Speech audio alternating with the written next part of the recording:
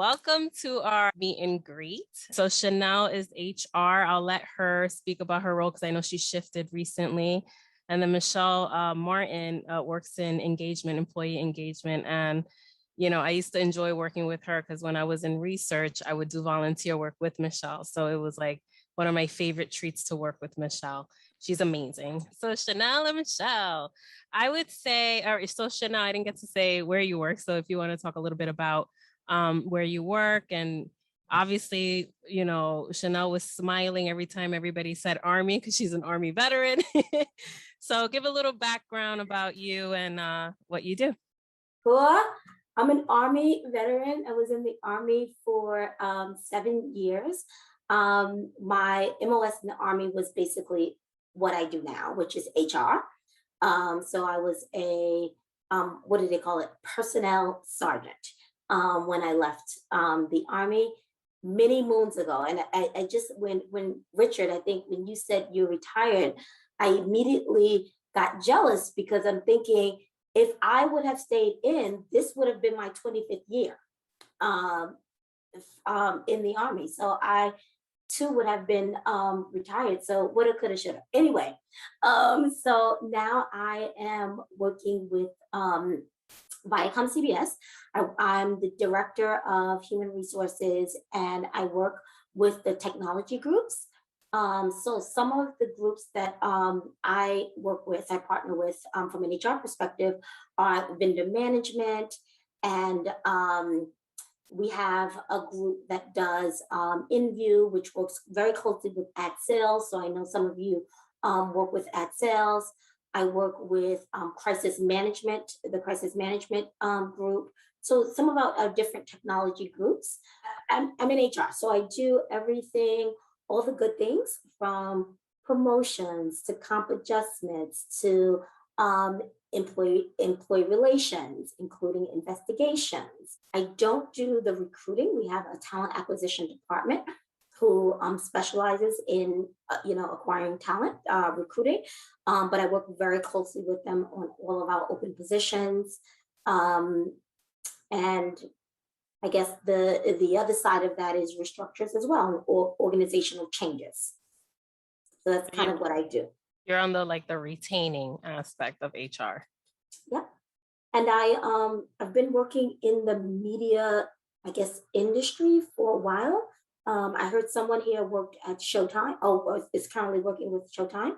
I was at Showtime for a couple of years. I worked at CNN for a couple of years. And before Viacom and CBS merged, I worked for Viacom for 8 years and now CBS for 5 years, but now we're one. Michelle? Yeah, Chanel, we've worked together a long time. As you were going through your whole path, I'm like, I think we were together from the beginning of that.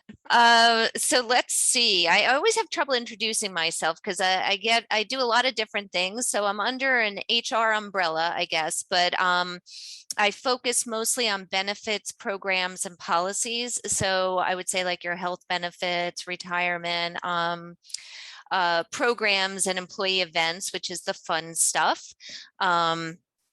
So we can talk a little bit about that. And then policies, which is probably, I'd say, the most challenging part of my job, just because it's a lot of connecting with people. There's a lot of HR and legal and everything else to develop a policy. But I think what we have here at ViacomCBS are really robust and very employee and family focused policies. So I do miss the coffee with vets. I miss being in person with people. So that part of it is a challenge. I look forward to, still going in and seeing people. But there are some benefits, I think, that came out of the pandemic. So we are hearing from a lot of employees that not commuting, the work from home flexibility, employees have now been able to be at home for their kids' soccer games where they would be missing that on their commute. So we are focusing on some of the positive things that came out of that. And I think what we're going to see going forward is a much more flexible workplace just in general. Awesome. Yeah. So Chanel, talk a little bit about transitioning from the military into the civilian workforce. Okay, so I joined the military kind of very young, and probably, well, not probably, right out of high school.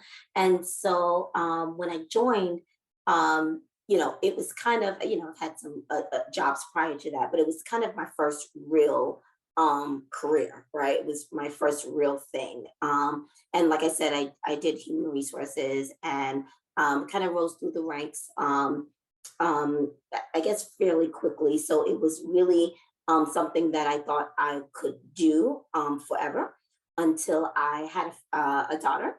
When I quickly realized that it wasn't something that I could like, the life wasn't something I could maintain. So getting out for me was actually very scary because I didn't know what I was going to do. Like I didn't know what was next. I just knew that, the lifestyle wasn't, I didn't think that I could, you know, focus on family as much as I would have wanted to with the military lifestyle. So I got out, and I think what's very different than it is now, and the benefit that you guys kind of have now, if some of you are just getting out, is that veterans in the military is something that's a focus for a lot of corporate companies these days. When I got out, it wasn't. So you were kind of like on your own. And I remember looking through the newspaper trying to figure out what my next step was, where you guys have the benefit of, translating your MOS and, different corporations like ViacomCBS being very interested in veterans and understanding the benefits of hiring people from the military. So when I got out, I was kind of on my own and trying to figure out what to do. And I landed my first opportunity at an agency, a staffing agency on Wall Street in New York, where I worked for a couple of years. But I remember, and I'm still in touch to this day with the lady who hired me, who I consider one of my mentors. And she's saying, it's something special about the people from the military, right? I'm like, we're soldiers, right? So it's something special. So what I'll say about my transition is I think the fact that I am a soldier, I think it was a light that really shined. And I think I think it was even before corporate America was really seeing the benefit of hiring militaries. It was something that was beneficial to me. And then from there, I from that job, from the staffing agency, I started working in HR in the media industry. And that just kind of happened. It wasn't something that I studied or, film or production. It was just a transition that I made that just kind of happened. So I don't really have a story there. But I think the initial connection with me getting out of the military, going into that staffing agency, was definitely a lot that had to do with my transition from the military. So fun stuff. I did a lot of like social responsibility and employee events. And part of that continues in my new role. So right now I'm on the Total Rewards team, so Senior Vice President of Total Rewards Experience. And basically making sure that all of the kind of good things the company is doing, that our employees are aware of it, that they're utilizing it. And we try to make things global. That's another thing the pandemic helped with, like going virtual. People feel more included, that wouldn't have normally. Like if you would have talked to most people, everything was focused on New York and LA. So it's really nice that the virtual kind of evened that out. And I think that will continue. I do love supporting and being part of the Veteran Network, but it is an honor to be here with you all, and thank you for your service. I mean, you certainly did way more important things than I do. So it is really, it's just so important to me to support you and your transitions and what you want in your future. And we're happy to do that. So we'll stay connected, and Betty can connect us if you get questions, as things go. Of all the resumes that you review, what is the one thing that catches your eye the most frequently that says, I want to look further into this one? I think that would really be based on the position. I couldn't pick one thing overall, or one thing in general, because or generally, because each position would be looking for something very, or could be looking for something very different. I'm just going to use for an example a production position that we were looking for. Then something that you've previously worked on might be the thing that catch your eye. So it might be the companies that you've worked for. It might be the dollar amount of a budget that you were responsible for. It might be the direct reports you were responsible for. But I think the design is very much so personalized, and it can be different. For everyone has their own different preference. I would say ask people and have it proofread, like nothing that I put out personally, even if I write it or my team, it's reviewed by at least 2 people on the team. And that includes Slack posts.